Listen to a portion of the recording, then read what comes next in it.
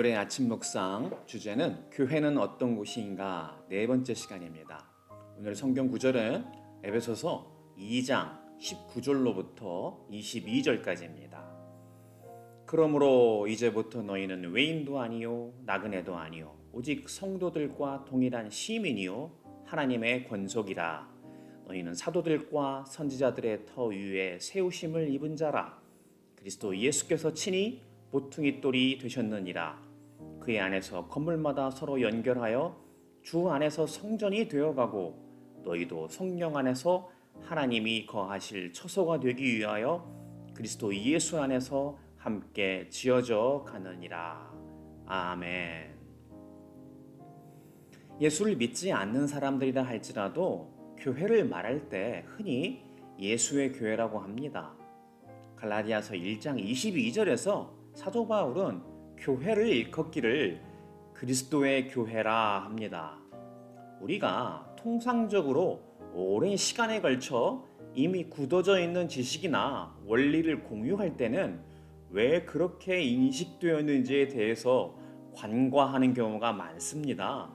그런데 오늘 우리가 살펴보는 에베소서 2장을 보면 왜 교회가 예수 그리스도의 교회인지에 대해서 명확하게 나타납니다. 당시 유대인들은 이른바 선민사상, 하나님께 선택받은 민족이라는 우월감에 빠져 이방인들과는 상종을 하지 않았습니다. 요한복음 4장에서 보면 예수님이 남쪽 유대에서 북쪽 갈릴리로 올라갈 때 당연히 올라가는 길에 있는 사마리아 지방을 거쳐서 우물가에서 만난 여인에게 복음을 전하는 것이 나타납니다. 하지만 그때 사마리아 여인은 요한복음 4장 9절에서 이렇게 반응합니다.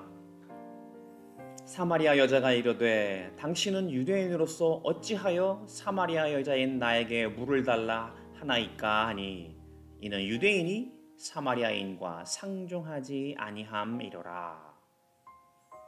실제로 당시 유대인들은 예수님과 같은 여행 일정이 있다 할지라도 사마리아 지방을 돌아서 가지 절대로 통과하지 않았던 것입니다. 사마리아인들은 원래는 같은 유대 민족이었는데 나라가 북이스라엘과 남유다로 나뉘었다가 전부 망한 이후에 계속 북이스라엘 지방에 살던 사람들이었습니다. 그 이후에 이방인들과 결혼하여 유대인들로부터 도외시 되었던 역사를 갖고 있습니다. 그런 이유로 유대인들은 자신들이 하나님의 백성이라는 선민사상에 빠져 사마리아인은 물론 이방인들을 무시하였습니다. 그런데 예수님이 오셔서 이렇게 나뉘어 있는 유대인들과 이방인들을 하나로 만드셨습니다. 에베소서 2장 14절부터 16절의 말씀을 표준 세번역으로 한번 살펴보겠습니다. 그리스도는 우리의 평화이십니다. 그리스도께서는 유대 사람과 이방 사람이 양쪽으로 갈려 있는 것을 하나로 만드신 분이십니다. 그는 유대 사람과 이방 사람 사이를 가르는 담을 자기 몸으로 허무셔서 원수된 것을 없애시고 여러 가지 조문으로 된 계명의 율법을 폐하셨습니다. 그것은 이 둘을 자기 안에서 하나의 새 사람으로 만드셔서 평화를 이루시고 원수된 것을 십자가로 소멸하시고 십자가로 이 둘을 한 몸으로 만드셔서 하나님과 화해시키려는 것입니다. 예수를 믿지 않는 사람들이 갖고 있는 선입견 중에 가장 큰 것 중에 하나는 왜 2000년 전 중동에 있던 한 민족의 선지자를 우리가 믿어야 하는가 하는 것입니다. 이러한 생각에 대해 방금 읽은 성경 말씀은 명확히 대답을 해주고 있습니다. 유대인들이 믿는 유대교를 믿으라는 것이 아닙니다. 우리가 예수님을 믿는 이유는 예수님이 이 땅에 오셔서 십자가에 죽으셔서 우리의 죄를 대신 갚아주시고 부활하신 하나님의 아들이시기 때문입니다. 즉 자기 몸으로 사람들 간에 쌓여있는 담을 허물고 우리를 하나의 새 사람으로 만들어 창조주이신 하나님과의 관계를 회복시켰기 때문입니다. 이것을 18절에서는 이렇게 요약하고 있습니다. 이방 사람과 유대 사람 양쪽 모두 그리스도로 말미암아 한 성령 안에서 아버지께로 나아가게 되었습니다. 예수님으로 인해 우리를 지으신 하나님 아버지께 이제는 나아가 다시 하나님의 자녀가 된 것입니다. 그래서 이어서 나타나는 오늘 주제 본문인 에베소서 2장 19절에서는 우리가 더 이상 외인도 아니요 나그네도 아니요 오직 성도들과 동일한 시민이요 하나님의 권속이라.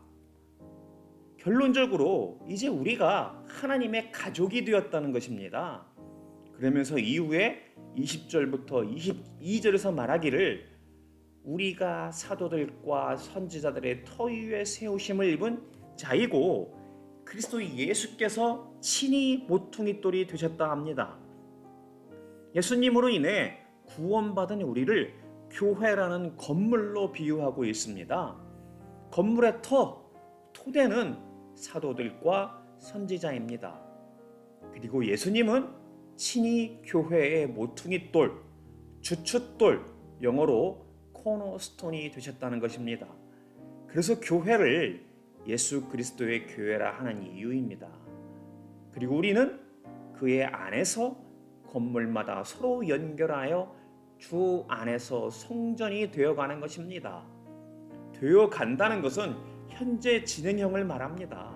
이것을 예수님을 닮아가는 것, 즉 성화라 말하기도 합니다.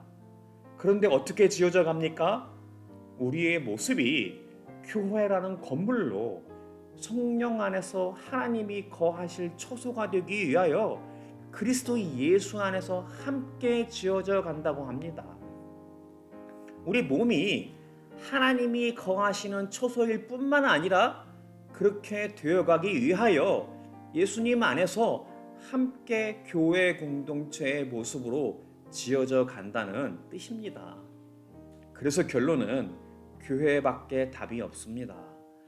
아무리 세상이 타락한 교회를 지탄한다 할지라도 이제 우리는 다시 사도들과 선지자들의 터 위에 예수님을 주춧돌, 모퉁이돌로 다시 교회를 함께 세워가야 합니다. 이것이 바로 하나님이 우리에게 주신 소명이고 예수님이 우리에게 맡기신 대사명입니다. 오늘도 그리스도 예수 안에서 하나님의 처소, 성전으로 지어져가는 복된 지체들이 되기를 예수님의 이름으로 축복합니다. 기도하겠습니다. 하나님 아버지, 우리가 교회를 다닌다 하면서도 그 의미를 모르고 다니거나 아니면 결국 실족하여 교회 공동체에 속하는 것을 외면시했던 어리석음을 용서하여 주시옵소서. 지난 팬데믹 기간에 흐트러져 있던 우리의 모습을 다시 회복하게 하여 주시옵소서. 우리가 사도들과 선지자들의 터 위에 예수님이 주춧돌, 모퉁이돌이 되셔서 세우신 성전임을 잊지 않게 하여 주시고 다시 성령 안에서 하나님이 거하실 처소가 되어 그리스도 예수 안에서 교회의 공동체로 함께 지어져가는 복된 지체들이 되게 하여 주시옵소서. 예수님 이름으로 간절히 기도드립니다. 아멘. 오늘도 주신 말씀으로 묵상하며 기도함으로 하루를 시작하고 세상 가운데에서 승리하는 삶 살 수 있기를 축복합니다.